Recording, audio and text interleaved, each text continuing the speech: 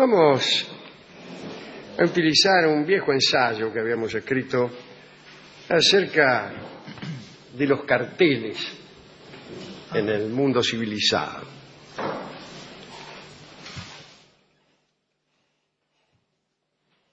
Dice que la alfabetización general, o sea, el hecho de que las grandes muchedumbres hayan aprendido a leer, estas cosas fueron saludadas en su momento con toda efusión. Y ahí estaban los espíritus progresistas sospechando que el mundo iba a librarse de muchas calamidades cuando las multitudes tomaran contacto con cierto número de nociones. Y este es el criterio del positivismo, ¿no?, que creía que la educación general y la ilustración masiva iban a producir un mundo mejor. Es probable que lo vaya a producir, pero no de un modo automático ni garantido, porque la verdad es que no ha sucedido tal cosa. Desde la invención de la imprenta, pasando por la generalización de la enseñanza, el espíritu humano ha persistido en el pecado, en el crimen, en la perversidad. Y el conocimiento no siempre garantiza rectitud. Un médico sin vergüenza no es un oxímoron, es una posibilidad. Y a decir verdad, también puede señalarse que el auge de la lectura ha tenido incluso consecuencias lamentables o al menos ridículas. Digo, instituciones, entidades, objetos que no existirían de no ser por la imprenta y por la educación general y que son detestables.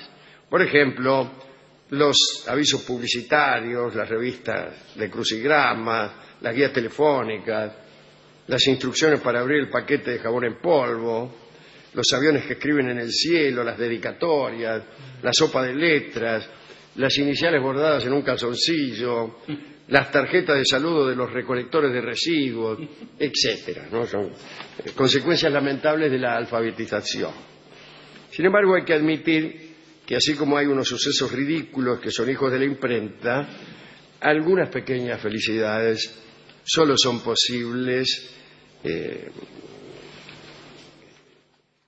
porque la gente comprende, ¿no? Digo, elegir un disco, conocer el nombre de las naves, indagar el destino de los ómnibus, saber que un recipiente contiene garbanzos, consultar los horarios del ferrocarril, acertar con el excusado que le corresponde a uno según su sexo, son hazañas reservadas a la gente que sabe leer.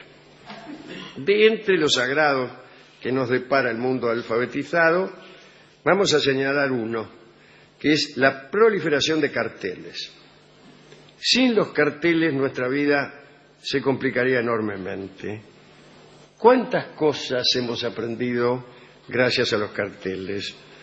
Yo diría que nuestro conocimiento del mundo que nos rodea reclama el énfasis de un cartel. Los negocios, las calles, las prohibiciones, solo cobran existencia ante nosotros si la subraya un letrero. Tan fuerte es esta necesidad que casi conseguimos la existencia solo cuando un cartel la enfatiza, a tal punto que para saber si una persona trabaja en la película tal o cual, no la buscamos en las imágenes, la buscamos en los carteles del principio. Y si no está en los carteles del principio, por más que aparezca en las imágenes, damos por sentado que tal persona no trabaja en la película. Algunos se atreven a postular la posibilidad de examinar los carteles con un criterio poético, de leerlos como quien se hallara ante un hecho artístico. Puede creerse también que un lector de carteles podría, llegado el caso, analizar el estilo del cartel, el mensaje de un cartel, las connotaciones estéticas y éticas de cada pieza, y uno puede también convertirse, así como hay críticos de novela, en crítico de carteles. Y así como alguien dice, acabo de leer Guerra y Paz de Tolstoy, otro dice, sí, ayer estuve leyendo un cartel que decía cuidado con el perro, que han puesto en la esquina de mi casa.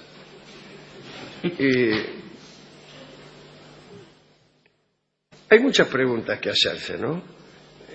Por ejemplo, tomemos una novela cualquiera, Los dioses tienen sed, de Anatole France.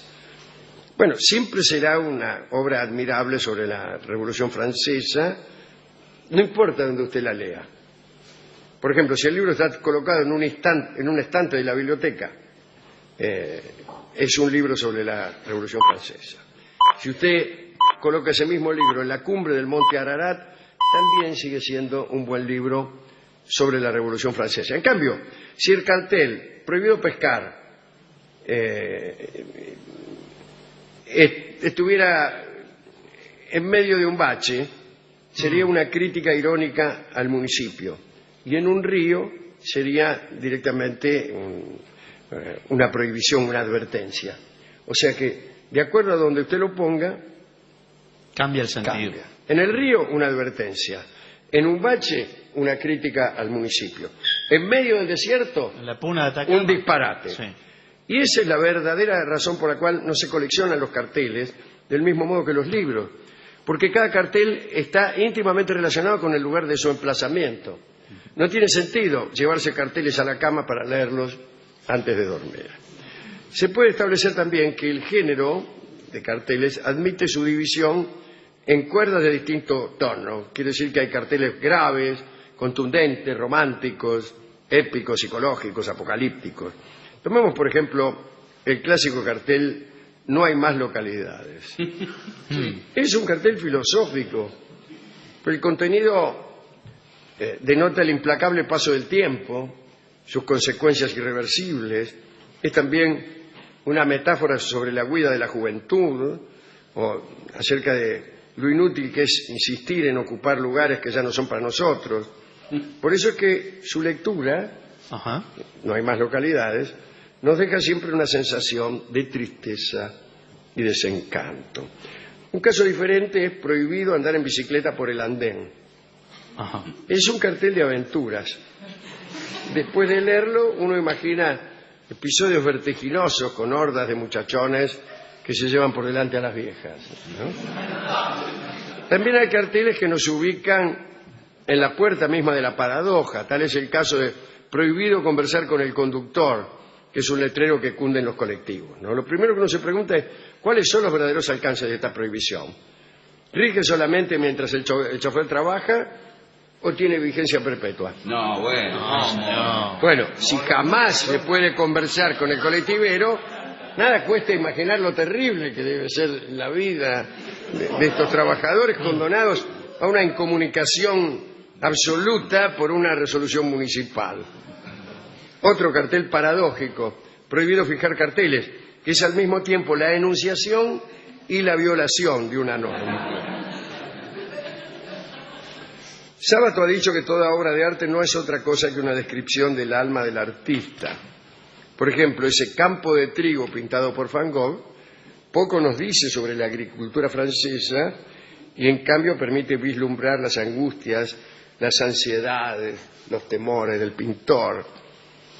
Y uno puede pensar que los carteles hablan de sus autores. Por ejemplo, Hoy no se fía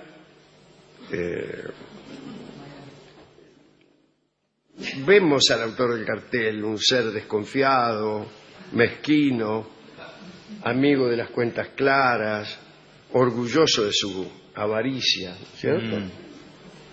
Se levantan puntos de medias.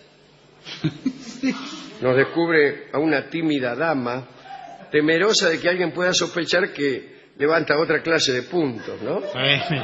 Mucho mejor es la fórmula, se levantan puntos, pero de medias. Otro, cuente su vuelto antes de abandonar la ventanilla. Significa en realidad lo siguiente: tenga cuidado con nosotros, pues trataremos de robarle en cuanto se descuide. Trata de un cartel escrito por un miserable, ¿no? En el mismo caso se encuentra, no nos comprometa pidiendo el teléfono. O, si no tiene nada que hacer, no lo haga aquí. Son letreros humillantes, perversos. Se da tierra. Sí. Permite entrever un espíritu generoso o una reciente excavación. Su pregunta no molesta denota en quien lo expone un carácter abierto, tolerante, dispuesto a la discusión, amable ante las estupideces. Hay también carteles pretenciosos que se venden en las librerías y que permiten a lo más selecto de nuestra inteligencia anunciar públicamente detalles de su personalidad. Por ejemplo, hábleme con dulzura, soy un tipo sensible. En las oficinas ponen esos carteles. Sí. No me traiga problemas, tráigame soluciones. Bueno. Recuerdo un viejo cartel que había en el baño de la estación Retiro del ferrocarril Mitre que decía: abróchese antes de salir de este lugar. Extraordinario, ¿no? Levántese Un antes de cartel salir. fuerte que aborda directamente un tema tabú. Tabú. Un tema tabú como es el de la bragueta abierta. Sí, sí, señor. Bueno, la propuesta está en pie, ¿no? Considerar el cartel como un género artístico y analizarlo de este modo, pero también quiero finalizar recordando una idea que apareció aquí, que es aquella según la cual el cartel es un énfasis de la existencia, cuando no un aval y una comprobación, y para algunos la existencia misma. Lo que te da por existente es el cartel. Podríamos seguir adelante con esta morbosidad del cartel y anunciar todas nuestras circunstancias vitales mediante un cartel. Yo lo proponía para el cine porque siempre he tenido una gran dificultad para entender las películas y para saber quiénes eran las personas que maniobraban ante las cámaras, ¿no? Siempre preguntaba a mis compañeros, ¿quién es ese? Y entonces, para evitar esas preguntas, yo proponía sobreimprimir en las películas, aparecía el protagonista, decía, el protagonista. El señor. Y después aparecía una mina, la mina que anda con él. Algunos son casi superfluos. Por ejemplo, pasa en el fondo de la escena un tipo cruzando la vereda y abajo dice uno que pasa cruzando la calle, pero que no tiene nada que ver con la historia. Yo propongo todavía algo más. Así como las estaciones de ferrocarril tienen un cartel grandote que dice tantos lugares, Espeña, Casero, Palomar. Bueno, las personas también. Pero no basta con el nombre. Creo que uno debe colocarse un cartel con la circunstancia vital que le toque representar en ese momento. Por ejemplo, cuando uno va a ver a la novia, se pone un cartel al entrar al edificio que dice el novio de la del séptimo. Entra en el ascensor y dice, ¿cómo le va? Sale la mina con un letrero que dice la del séptimo.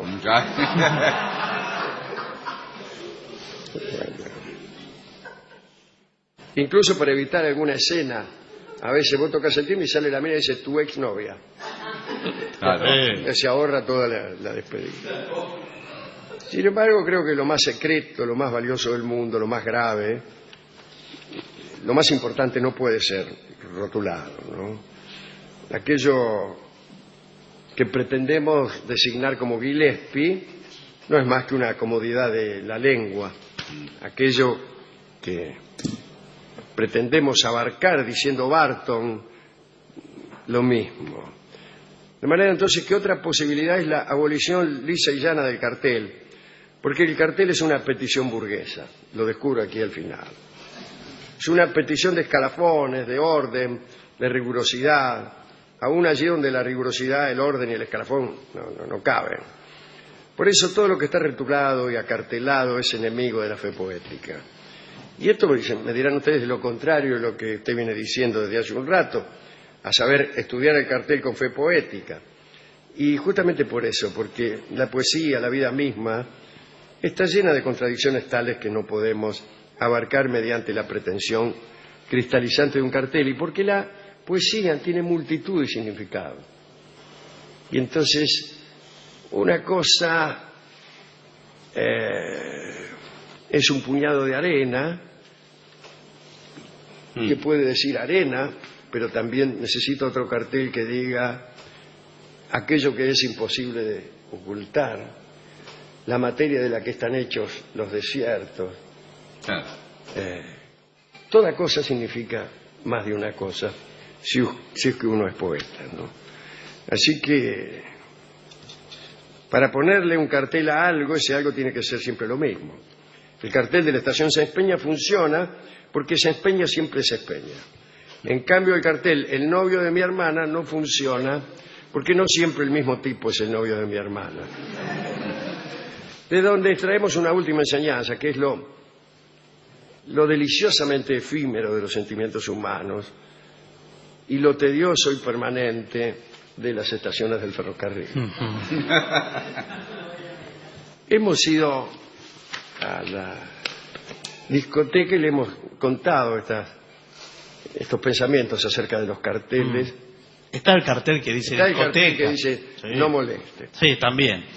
Y me dio un disco que es también un cartel.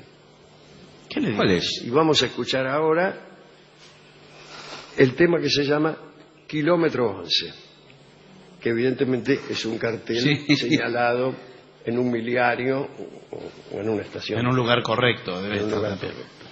Así que vamos a escuchar ahora a Tránsito Cocomarola en este chamamé que se llama Kilómetro 11.